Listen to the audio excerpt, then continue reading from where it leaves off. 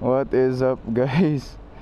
As you know, kung pinapanood niyo yung vlog ko, may plano kasing kumuha ng bagong motor, diba? And here it is. So this is the 2024 Yamaha MT-09 SP. Hindi ito technically first ride, no? Kasi nauwi ko na siya kahapon from casa. Pero nakakatakot din kasi mag-vlog, especially di pa familiar sa clutch and everything ng motor. So quick shift 5,000 RPM, tingnan natin.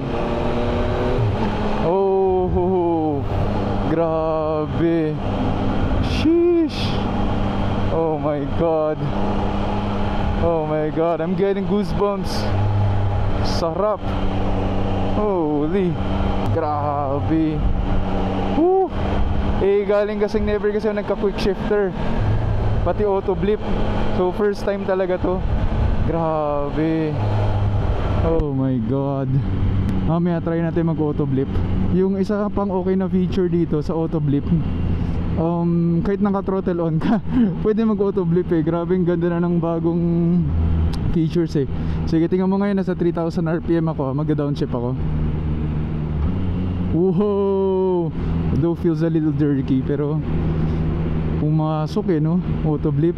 Kahit naka-on yung throttle natin. Wala pa tong exhaust, so sobrang bait to on the road. Andun yung growl for sure, pero hindi pa natin napapa-upgrade yung exhaust nito. Tapos ang napansin ko, yung riding position dito medyo upright na, no? As in sobrang upright na niya. Nakita mo, kung nakita niyo sa screen, naka-rain mode pa siya.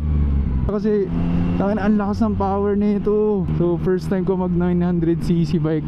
Oh, the downshift is very smooth. Tapos in terms of the height, 825 I think yung height nito. Tiptoe ako.